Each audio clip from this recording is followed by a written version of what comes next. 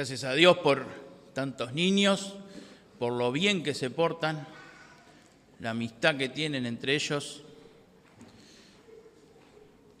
Que el Señor los bendiga.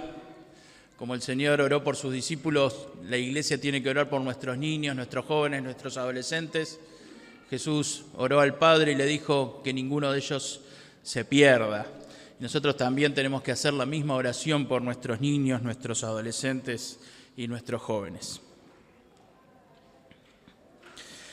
En los últimos días, en nuestro país, tomó notoriedad un hecho de corrupción, de la forma quizás, podríamos decir, más descarada que uno pueda imaginar, ¿no? Según lo dicho por la prensa, habían funcionarios que en una planilla falsificaban la cantidad de hojas trabajadas, sumaban horas extras, ponían como que habían ido a trabajar días que no habían ido a trabajar y todo ese tipo de cosas.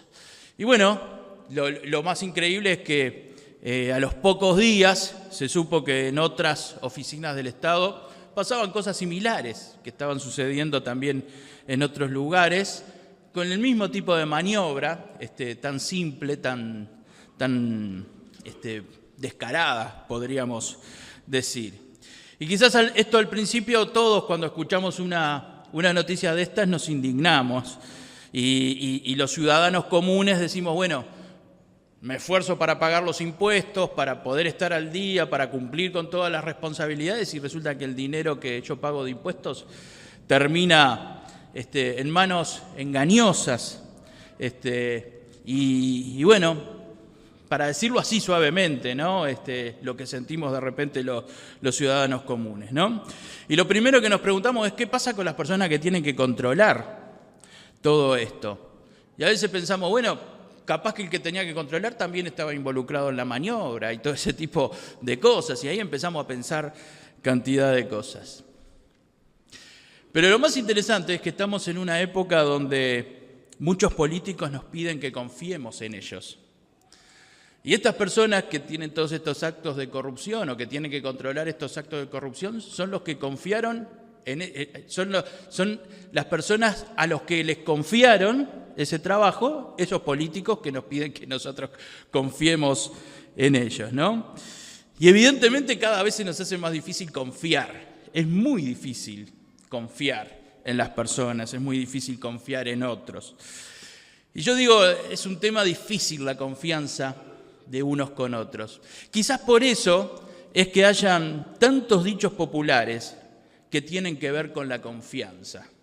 Y si nos ponemos a pensar, debe de ser de los temas en que más dichos populares hay, el tema de la confianza. Por ejemplo, hay un dicho que creo que todos los conocemos, que dice la confianza mata al hombre.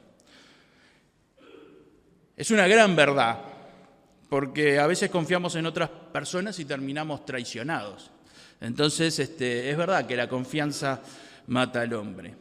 Hay otro dicho que quizás no es tan conocido como el anterior, pero dice, la confianza del inocente es la herramienta del mentiroso, ¿no? Y este es un gran dicho con respecto a la confianza. Ninguno de nosotros quiere ser el inocente para que de repente no seamos de alguna manera estafados o de alguna manera que alguien se quede con algo de lo nuestro. Estoy pensando, por ejemplo, en los últimos tiempos, todos los casos de personas que son estafadas, así, se hacen pasar por familiares y les hacen sacar la plata del banco y todo ese tipo de cosas, ¿no? Y por eso dice, la confianza del inocente es la herramienta del mentiroso. Hay otro dicho que yo creo que también lo conocemos todos, ¿no? El que se quema con leche ve una vaca y llora, ¿no? Una frase que muestra que si ya me engañaron una vez, para la próxima vez voy a tener más cuidado, no me van a engañar otra vez. Hay otro dicho, en realidad es una frase de Shakespeare, que dice, ama a todos, confía en pocos, no hagas daño a ninguno. Y esto parece muy cristiano, ¿no? Ama a todos, tenemos que amar a todos. No hagas daño a ninguno, no tenemos que hacerle daño a ninguno. Ahora, confía en pocos. Si bien tenés que amar a todos, no tenés que hacerle daño a nadie, pero confía en pocos. Y hay una frase que es más bien sudamericana. Dice, mono viejo no sube a palo podrido, ¿no? Hace poco el presidente de Brasil dijo, macaco viejo, porque los brasileros le dicen a los monos, le dicen macaco viejo no sube a palo podrido. Y esta frase nos enseña a no confiar en cualquier cosa que nos dicen. No agarrarse de cualquier cosa que nos dicen porque nos podemos caer. Y hay una gran frase árabe que dice, si tu mejor amigo te ha engañado, te ha mentido y te ha robado, entonces sospecha de su amistad.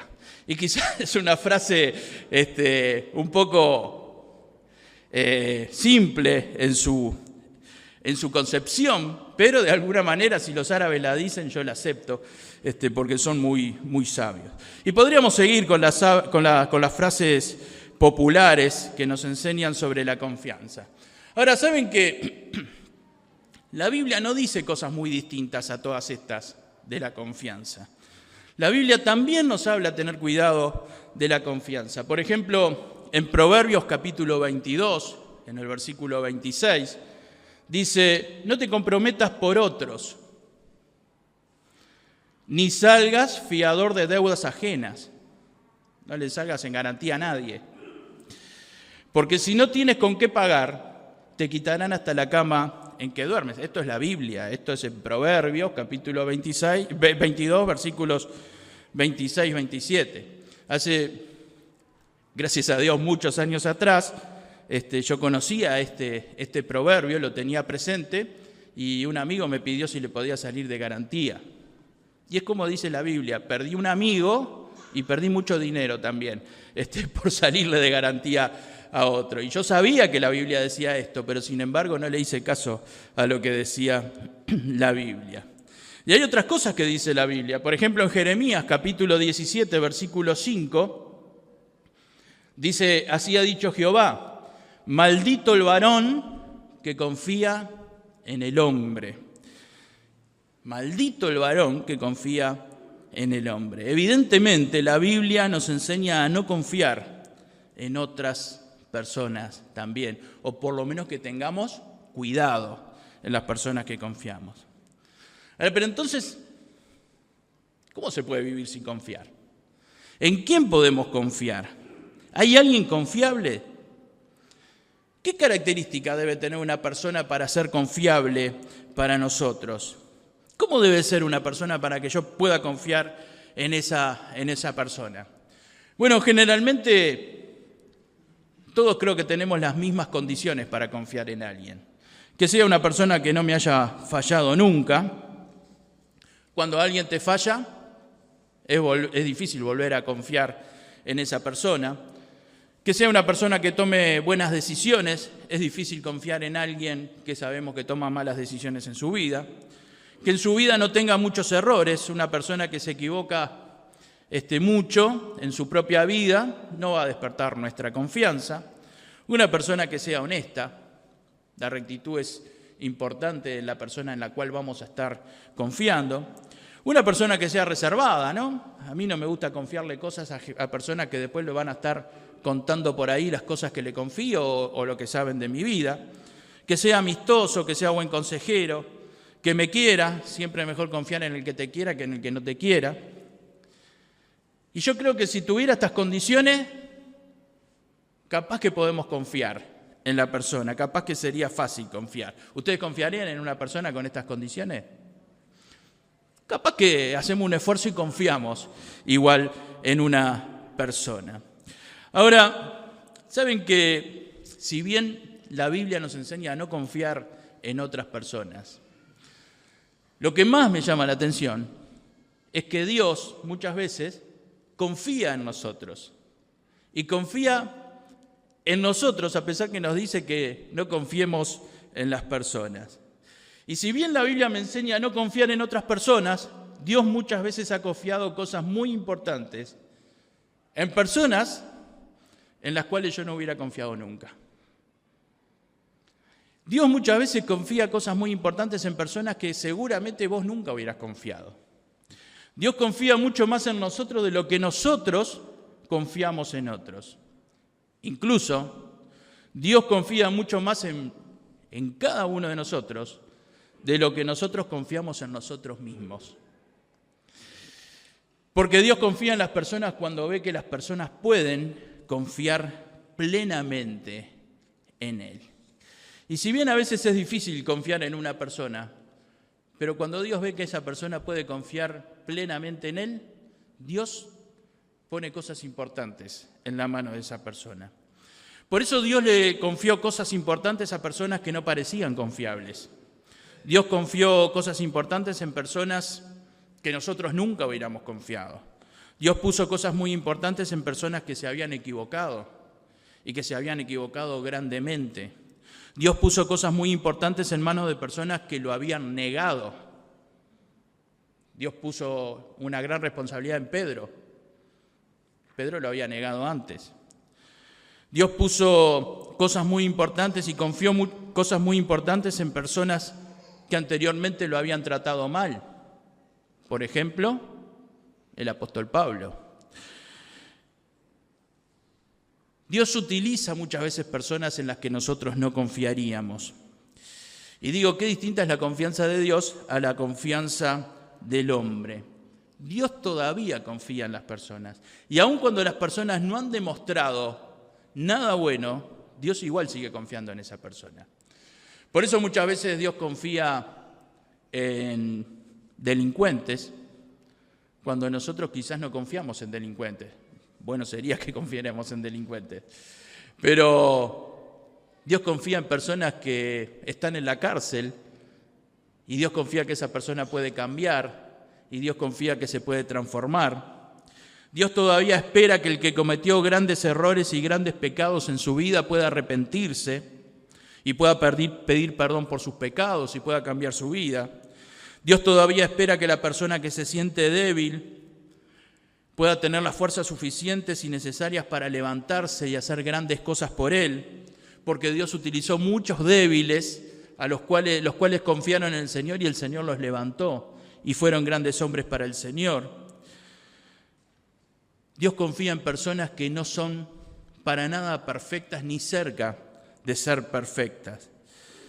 Dios confía aún en las personas que se han desilusionado de la vida y que piensan que esta vida no tiene nada bueno para ellos.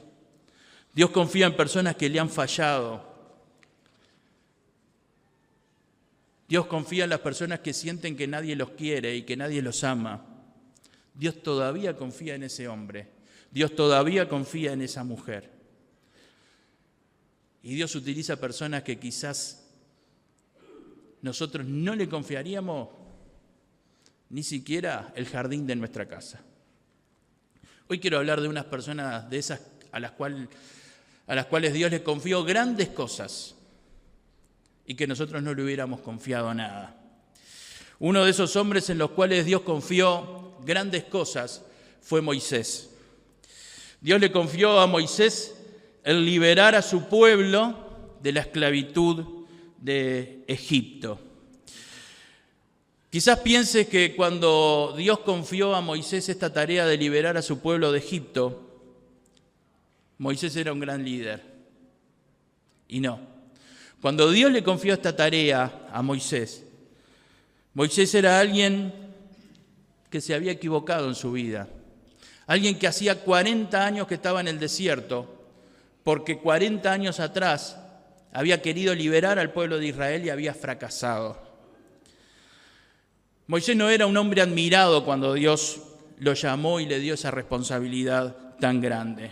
Moisés no era un hombre exitoso cuando Dios lo llamó para esa tarea de liberar a su pueblo. Todo lo contrario. Podríamos decir que Moisés en ese momento era un fracasado. Moisés había pasado 40 años en el desierto. Había vivido 40 años en Egipto, en el palacio del rey.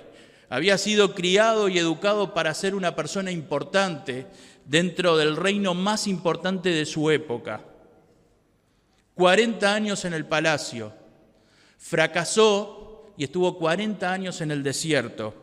80 años tenía Moisés cuando Dios lo llamó. En Hechos capítulo 7, versículo 23, dice que Moisés había estado 40 años en la casa de Faraón cuando quiso liberar a su pueblo. Y en Hechos capítulo 7, versículo 23 dice, cuando hubo cumplido la edad de 40 años, le vino al corazón el visitar a sus hermanos, los hijos de Israel. Y en el versículo 29 dice lo que pasó después.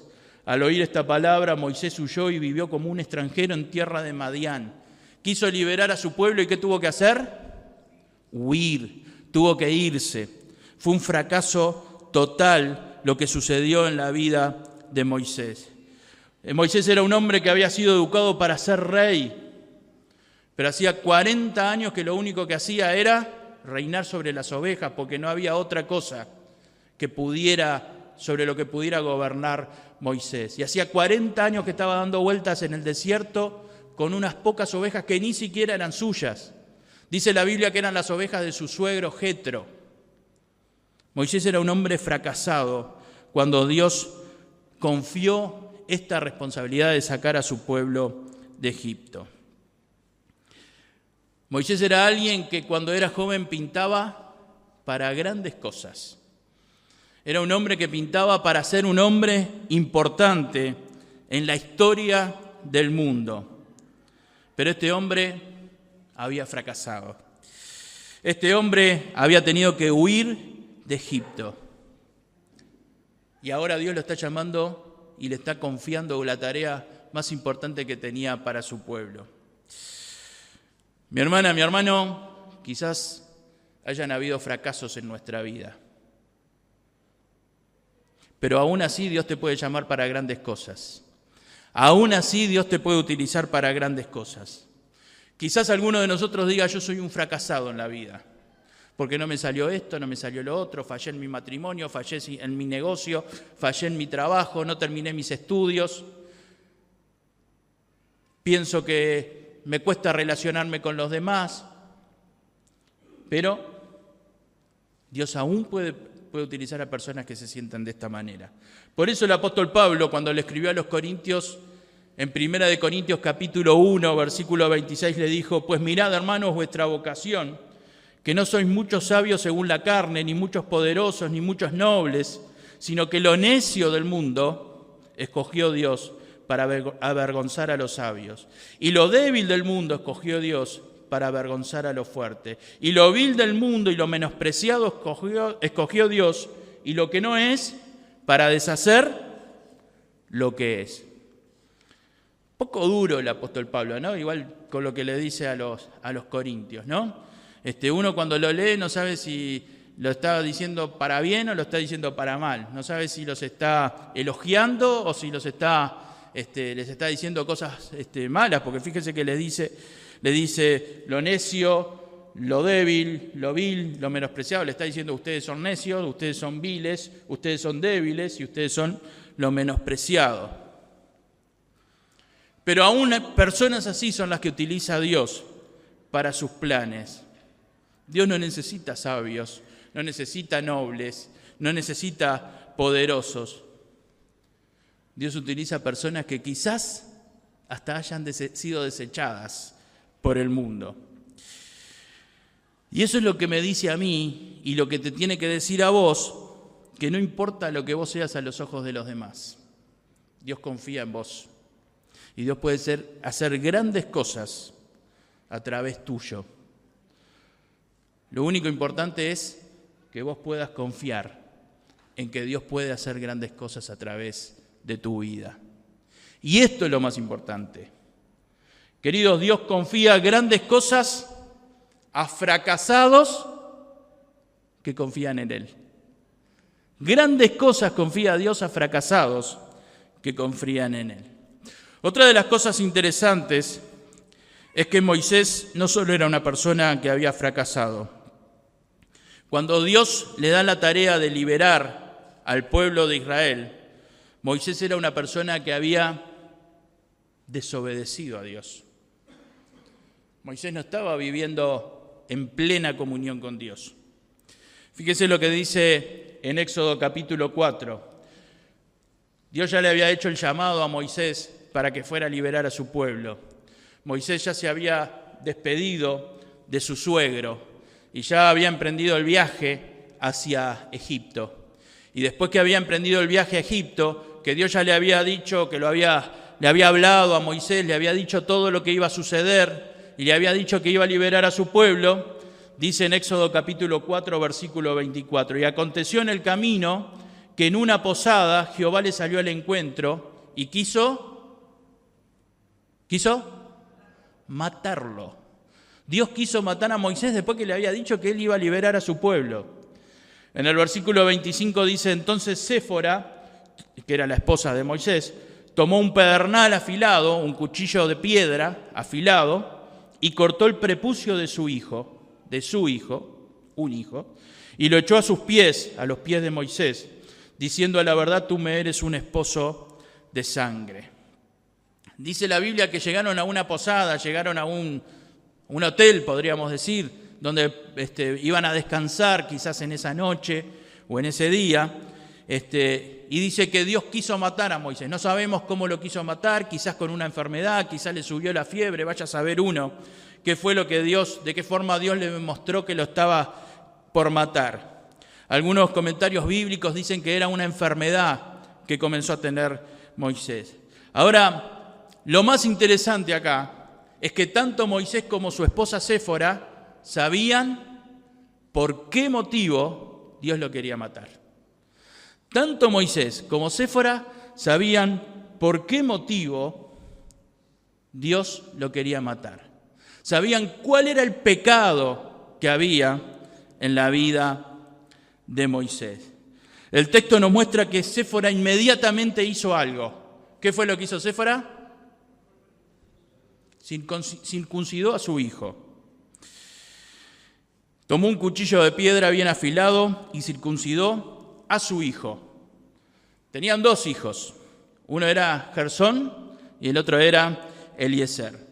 No sabemos cuál de los dos era el que no estaba circuncidado, pero evidentemente había uno solo porque lo dice en singular. Entonces había uno de ellos que no estaban circuncidados en ese momento. Cuando Moisés había huido de Egipto hace 40 años atrás, había ido a la tierra de Madián. Allí, en un pozo de agua, conoció a Séfora. Y se casaron y tuvieron su primer hijo, Gersón, y luego tuvieron a otro hijo que le pusieron por nombre Eliezer. Y uno de estos dos muchachos no había sido circuncidado. Y Dios le había mandado a Abraham y a Isaac que todos los descendientes de ellos debían ser circuncidados delante de Dios. Evidentemente, por lo que dice el relato bíblico, Séfora no estaba muy convencida de la circuncisión. Entonces, de repente permitió que uno de los hijos fuera circuncidado y el otro no. Y cuando Dios quiso matar a Moisés, tanto Moisés como su esposa sabían cuál era el pecado que había en la vida de ellos. Y dice que cuando esta mujer le cortó el prepucio a su hijo, dice que lo tiró a los pies de Moisés. Esta expresión que lo echó a sus pies no quiere decir que se lo tiró a los pies, sino que literalmente significa que se lo tiró hacia los genitales de Moisés, como una forma de decir, tomá, acá está lo que quiere tu Dios. Evidentemente era algo que ellos sabían que estaba en desobediencia de Dios, pero que no lo había querido hacer su esposa, y como su esposa no lo quería hacer, Moisés permitió que este pecado estuviera en su vida. Y era un pecado de desobediencia delante de Dios. Hoy quizás nos cuesta entender por qué la circuncisión, pero en aquel momento, si Dios había mandado algo, era lo que tenían que hacer. A veces nos parece que Dios no es suficientemente bueno con nosotros. A veces nos parece que ¿por qué Dios permite que otros evolucionen y todo le vaya bien? Y yo cada cosa que emprendo hay un problema. Cada cosa que quiero hacer hay un escollo y no puedo seguir adelante. Y a veces nos parece que es la culpa de Dios y que Dios no me ayuda y que Dios no me quiere y que Dios se acuerda de otro y no se acuerda de mí. Y de alguna manera Dios nos está mostrando con esos escollos, con esas dificultades, que hay algunas cosas que tenemos que cambiar en nuestra vida, que no podemos seguir adelante, en la forma en que estamos, que hay algún pecado que todavía no resolvimos en nuestra vida. No digo que todo lo que nos pasa en nuestra vida, todas las cosas negativas que puedan pasar en nuestra vida sea por eso. Pero algunas veces sucede de que Dios nos llama la atención con cosas que nos suceden para que nosotros nos demos cuenta de algún pecado que hay en nuestra vida. Y Dios le mostró de esta manera a Moisés y a Séfora que tenían que sacar ese pecado de su vida, que había algo que no habían obedecido a Dios. ¿Hay alguna cosa que Dios te haya mostrado últimamente que tenés que sacar de tu vida? ¿Hay alguna cosa que Dios claramente te haya mostrado que está mal en tu vida? ¿Hay algún pecado que seguís manteniendo en tu vida? Puede ser un pecado visible a los ojos de los demás, o puede ser invisible a los ojos de los demás. Pero para Dios, todos los pecados son visibles, aún los que están en lo más profundo de nuestra mente y de nuestro corazón. ¿Hay algo que Dios te mandó sacar de tu vida y todavía lo mantenés? ¿Hay algo que Dios te mandó devolver y todavía no devolviste? ¿Hay alguien a que Dios te mandó perdonar y todavía no perdonaste? ¿Hay alguien al que te tenés que pedir perdón y todavía no le pediste perdón? ¿Cuántas cosas pueden haber? Infinidad. Yo no lo sé, lo que pueda haber en tu vida, pero vos tenés que saberlo. Y cada uno de nosotros tiene que saberlo y tiene que confesarlo delante de Dios. Miren, Moisés a partir de ese momento tenía que guiar al pueblo de Israel. Tenía que mostrarle el camino de Dios al pueblo de Israel. Ahora, ¿cómo iba Moisés a guiar al pueblo de Israel? ¿Cómo le iba a decir, no tienen que haber pecados en su vida? ¿Cómo le iba a decir, tienen que obedecer a Dios, si en su propia vida estaba desobedeciendo a Dios? Entonces era justo lo que Dios estaba haciendo. Moisés iba a guiar a un pueblo a que obedeciera a Dios y en su propia vida estaba desobedeciendo a Dios. Queridos, tenemos que resolver los cristianos los temas que hay en nuestra vida sin resolver y sin poner delante de Dios. Dios confía sus planes también a personas que son pecadores, pero que están dispuestos a apartarse de sus pecados. Queridos, Dios no nos desecha por nuestros pecados. Nos da la oportunidad de confesarlos y apartarnos de esos pecados. Dios no te desecha por tus pecados. Te da la oportunidad de confesar tu pecado delante de Él, pedirle perdón por tu pecado y apartarse de ese pecado. Quien encubre su pecado jamás prospera. Quien lo confiesa y lo deja, alcanza misericordia. Dios confía sus planes también a personas que son pecadores, pero que se apartan de sus pecados. Dios no nos desecha por nuestros pecados, nos da la oportunidad de confesarlo y apartarnos de ellos. Otra de las cosas que parecía descartar totalmente a Moisés para que Dios lo pueda utilizar eran las limitaciones que tenía Moisés. Pero Dios confió en Moisés a pesar de las limitaciones que tenía Moisés. En Éxodo capítulo 4, versículo 10, dice, entonces dijo Moisés a Jehová, ay Señor, nunca he sido hombre de fácil palabra, ni antes ni desde que tú hablas a tu siervo, porque soy tardo en el habla y torpe de lengua. Y Jehová le respondió a Moisés, ¿quién dio la boca al hombre? ¿O quién hizo al mudo y al sordo, al que ve y al ciego? ¿No soy yo, Jehová? Ahora pues, ve. Ahora pues ve. Y yo estaré con tu boca. Y te enseñaré lo que hayas de hablar. Mire, lo primero que que yo digo que es positivo acá es que Moisés conocía sus limitaciones. Qué bueno que cada uno de nosotros podamos conocer nuestras limitaciones. ¿Conoces tus limitaciones? Tengo otra noticia buena para darte. Dios también conoce tus limitaciones. Dos noticias buenas. Yo conozco mis limitaciones, Dios conoce mis limitaciones. Moisés dice, nunca he sido un hombre de fácil palabra. ¿Y saben qué? Dios no lo niega. Dios no le dice, no, Moisés, estás loco, vos hablas fenómeno. Dios no le dice eso a Moisés. Dios no le dice, no, Moisés, mirá que hablas bastante lindo, así como vas, la podés llevar. Dios no le dice eso. Dios le dice, sí, es verdad, no sos hombre de fácil palabra. Pero fíjense lo que le dice Dios después a Moisés. ¿Quién hizo el mudo y al sordo, al que ve y al ciego? ¿Qué le está diciendo Dios a Moisés? Dios le está diciendo a Moisés, no sabes hablar muy bien, pero el que te hizo así fui yo. Fui yo el que te dio esa forma de hablar que quizás no es la mejor, quizás no es la más correcta, quizás no sos elocuente en tu forma de hablar. Dios le dice, tranquilo, así como hablas, yo te voy a utilizar. Vos lo único que tenés que hacer es ir. Ve, y yo estaré con tu boca. Mi hermana, mi hermano, Dios conoce tus limitaciones. Porque es Él el que te creó. Y Dios te hizo así, Dios te hizo alto, bajo, lindo, feo.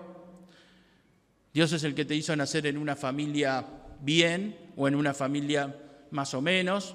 Dios es el que te hizo nacer en una familia donde faltaba el papá, donde faltaba la mamá. Dios es el que te hizo como sos, que hablas bien o que hablas mal.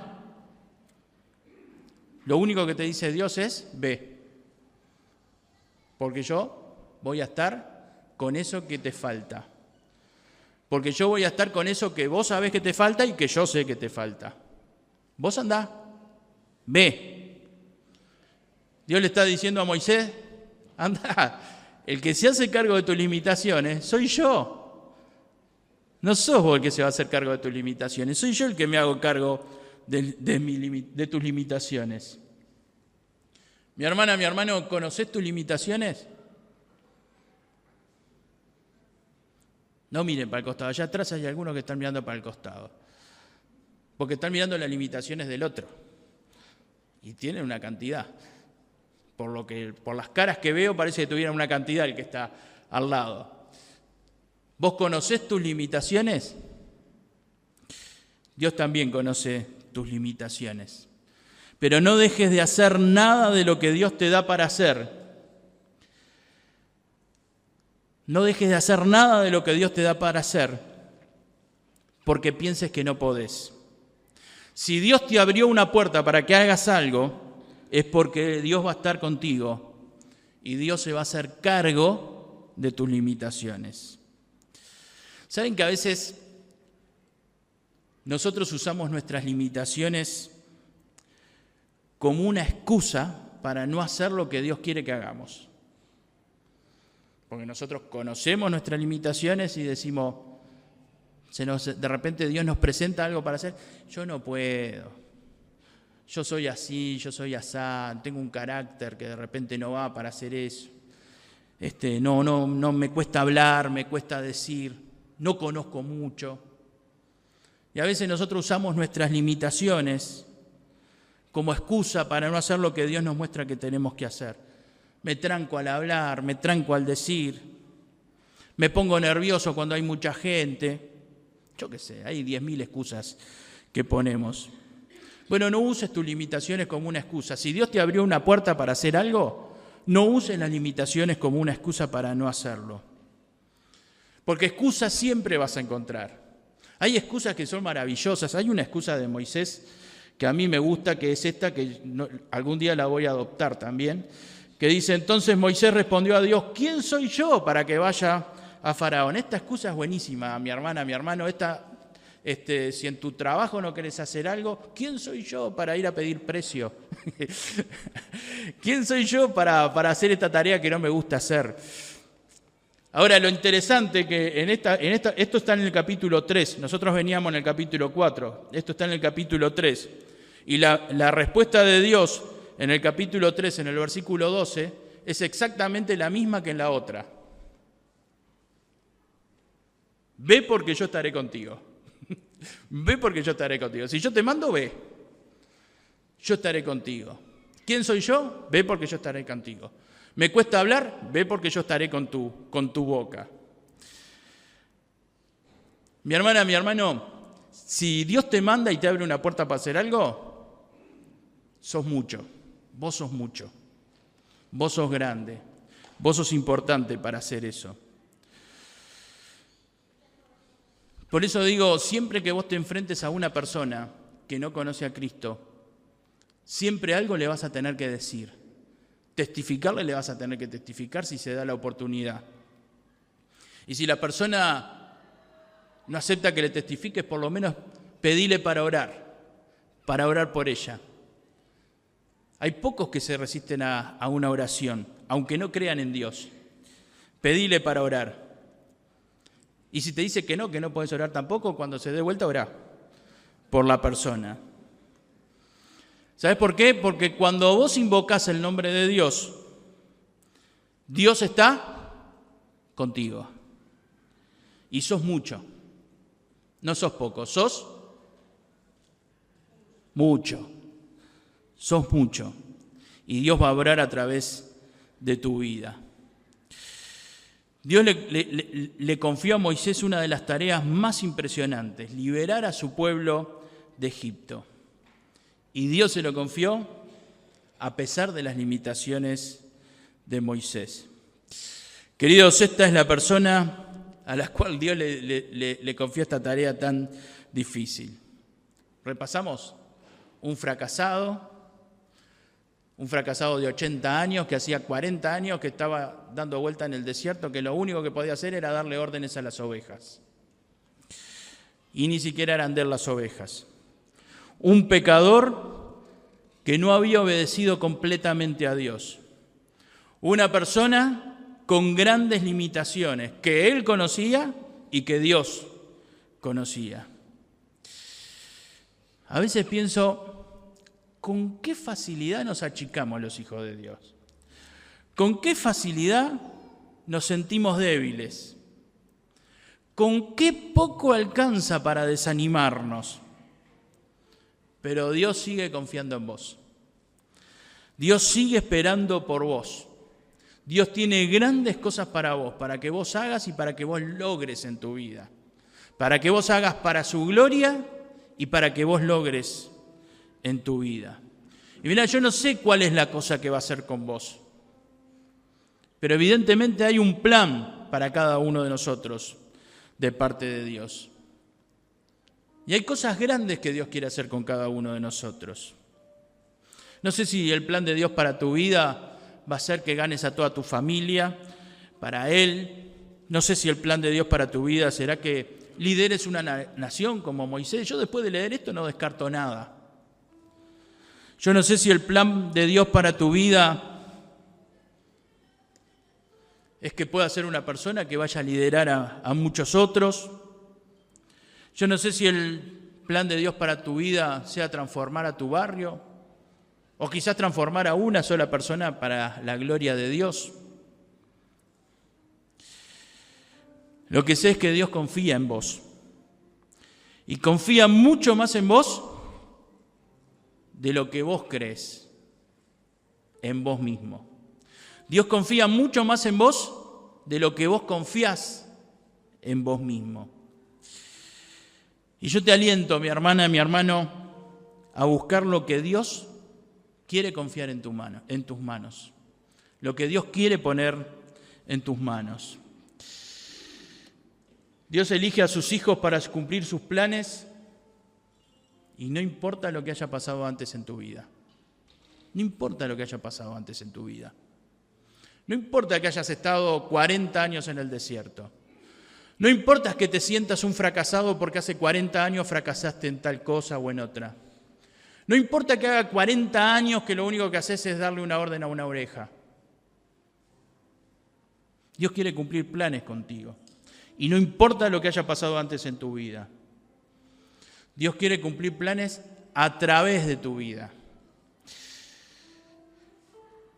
Lo importante es que vos aprendas a dejar atrás tus fracasos.